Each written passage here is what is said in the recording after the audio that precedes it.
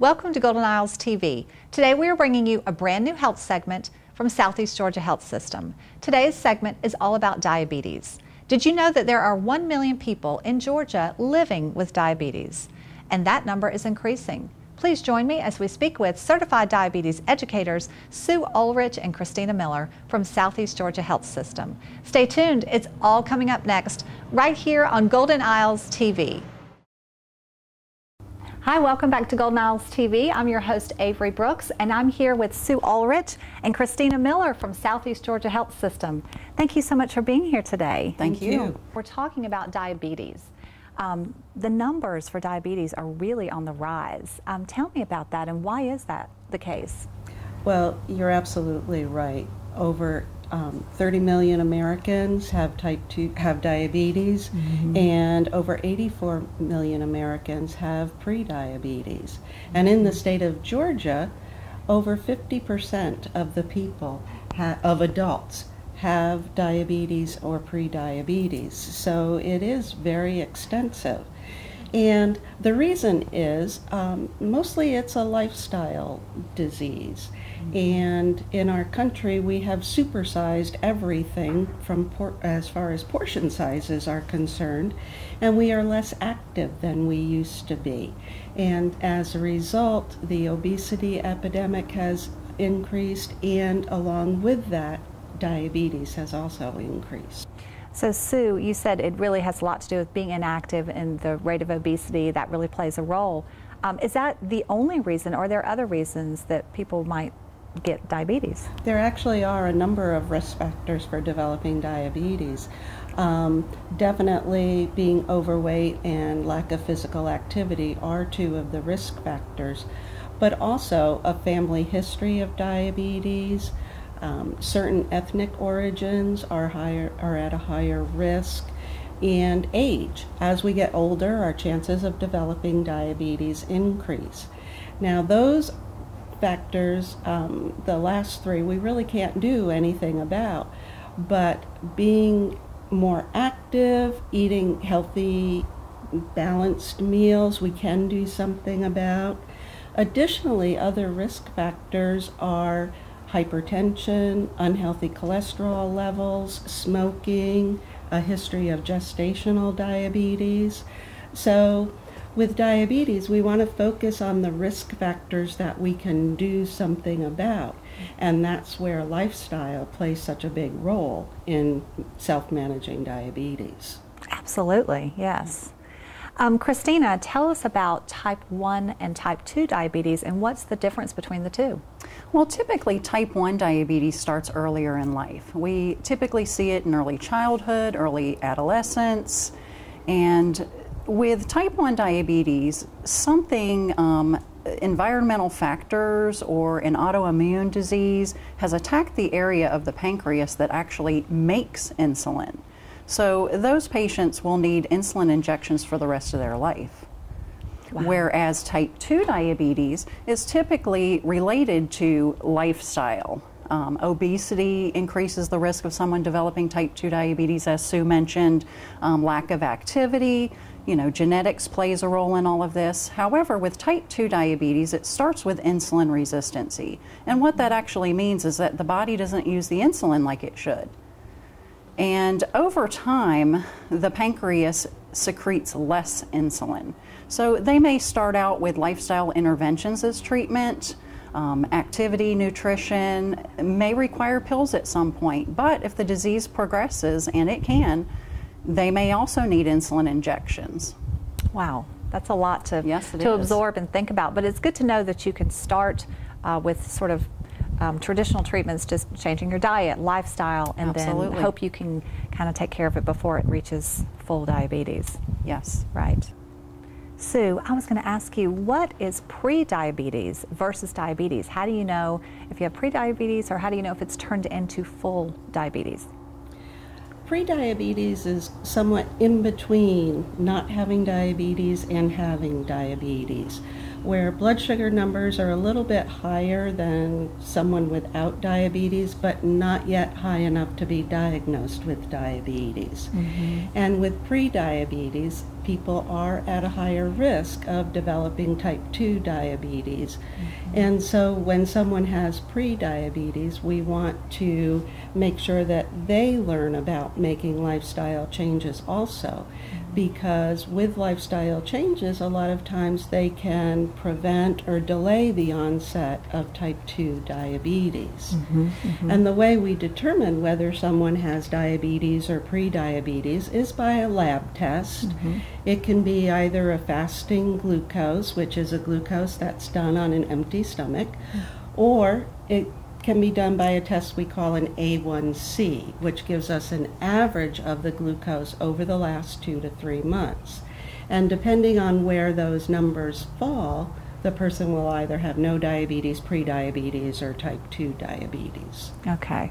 So there are specific testing and specific categories for each. Absolutely. Right. Good to know. Good to know. Sue, let's talk about prevention. Can you tell me a little bit about how we could prevent diabetes? Absolutely. With diabetes prevention, we focus a lot on lifestyle changes, eating healthier, increasing activity levels, and by doing those, then hopefully we can lose a little weight, and that will bring those numbers down quite a bit. Right, so even taking a brisk walk every day is helpful. Absolutely. And we don't have to do it all at once. If someone wants to start slowly, they can start with 5 or 10 minutes and then maybe do that 2-3 times a day and build up on their activity level. Absolutely. Good to know that we can just do one step at a time. Even the small changes are helpful. Absolutely. Yeah. In fact, we find a lot of times people are more successful by making small, gradual changes than making big changes all at once. So Sue, tell me, if you do have diabetes, is there a cure or the treatment? Obviously there are treatments. Tell us about that, and tell us, is there a cure? Well, unfortunately, there is no cure for diabetes, but with making lifestyle changes and living healthy, a lot of times people can definitely keep those blood sugars under control and have a very good quality of life. And for some people, they need a little bit extra help. The lifestyle changes aren't enough to keep those blood sugars where we need them to be. And so for those people, we do have diabetes pills. There are multiple diabetes pills that can be used. Some people find that just one diabetes pill works. Other people may need more than one diabetes pill. And as the diabetes continues to progress, they may find that they need to be on insulin. Insulin isn't a bad thing. We produce insulin in our body, and that's what keeps our blood sugars under control. And for some people with type 2 diabetes, they just aren't producing enough insulin anymore, and so they need a little bit extra to meet their body's requirements. And so with diabetes, there are multiple treatment options, and it just depends on that particular person and what that person needs as far as what treatment is going to work best for them. Absolutely. It's all individualized. Individualized per person. So some people may need the pill, some people may need a shot, some people can Need just a change your lifestyle. combination. That too, but they could use a combination of therapies. Rather than taking injections for both meals and background insulin, they may be able to take some pills and maybe a once-a-day injection.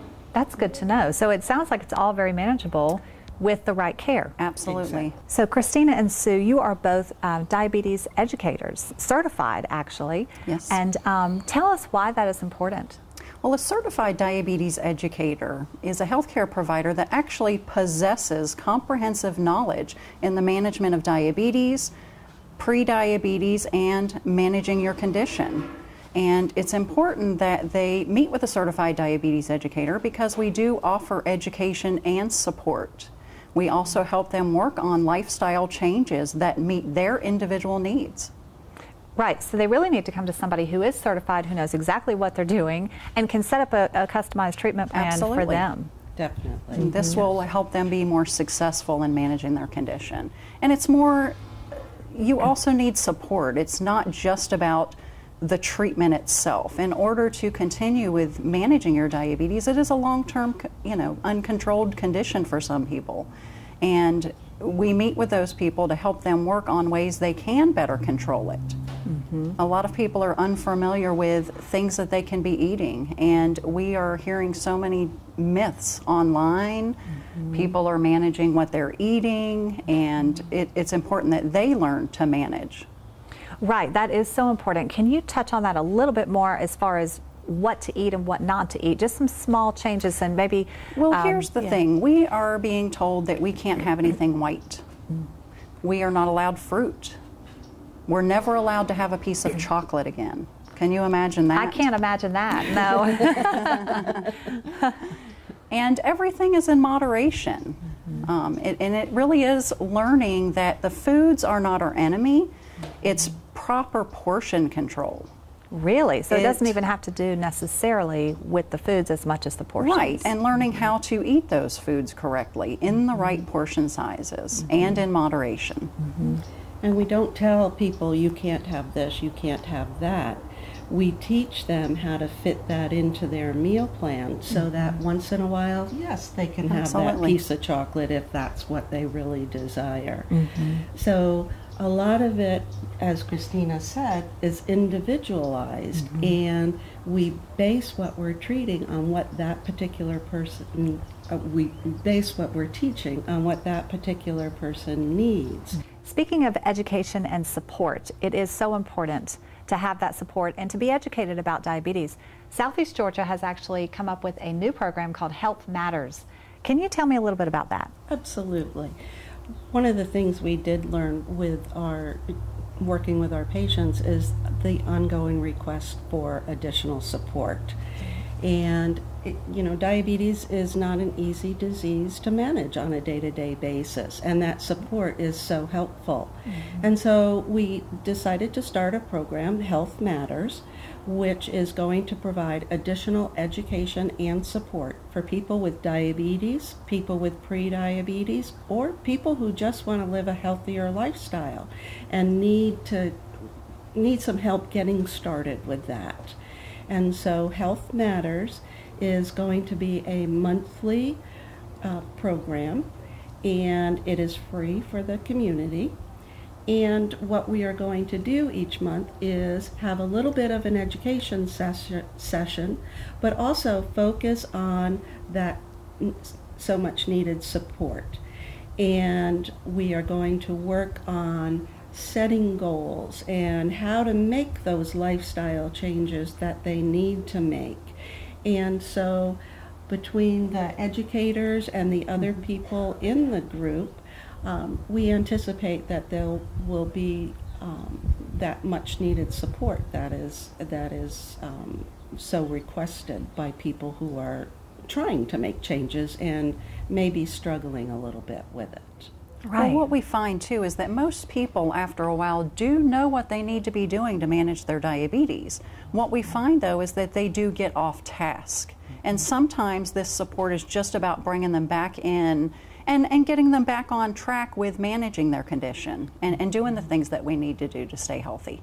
What a great idea. This really is going to be wonderful for our community. It is free.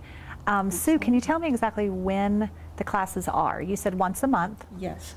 They will be, we are holding them at both the Brunswick campus and the Camden campus. Okay. And they will be starting in April. And on the Camden campus, they will be the first Thursday of every month. They go from 1:30 to 3 p.m. And in Brunswick, they are going to be held on the second Thursday of each month. Again, 1:30 to 3 o'clock. Christina, tell us about some of the warning signs for diabetes. Well, most people are walking around undiagnosed, and that's because the symptoms can be very vague. Some of your typical symptoms of diabetes may be increased thirst, increased urination, hunger, fatigue, and a lot of people just contribute these symptoms to maybe I'm working a little too hard, I'm not getting enough rest, maybe I'm not drinking enough. So the symptoms can be very vague. So it is important to recognize what the risk factors are for type 2 diabetes and ensure that you are getting those screenings, because it is so important to know if you do have prediabetes or diabetes so that we can start treatment earlier. Absolutely. What a great idea. Yeah. Yes. And the American Diabetes Association recommends that everyone over the age of 45 be screened for diabetes. And if it's negative, they should be checked every 3 years.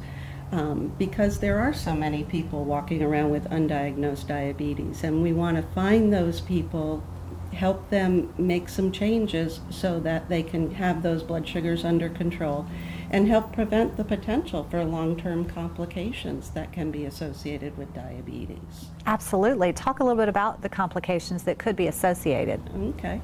With diabetes, there can be an increased risk of blindness, kidney problems, amputations, nerve damage, and we know that those complications are related to high blood sugars. And so in order to help prevent those complications, we need to get those blood sugars under control as quickly as possible. And so we do want to identify the people who don't have diabetes so we can start working with them, but also people who do have diabetes. We want to help prevent those complications, and we can do that by getting those glucose or blood sugar numbers under control. Absolutely. Well, hopefully Health Matters is the first step to sort of getting all of this started, and people, can you get tested there, or is it just more education? No, it's education and support. Okay, okay. And the other thing that we do have at the hospital is the diabetes education classes for people who are diagnosed with diabetes or pre-diabetes. They can come through a series of education classes, or if they need to meet with us individually, they can do that also. So we do have a lot of resources available for people with diabetes or pre-diabetes or people who want to live a healthier lifestyle. So we definitely hope that they start taking advantage of those resources. Absolutely. They're here for you, Southeast Georgia Health System. So many programs that can be individualized or group support as well, and lots of education. So Health Matters, you can find out more information on the website.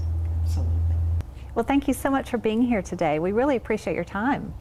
Thank you for having us. Yes, thank you. You're welcome.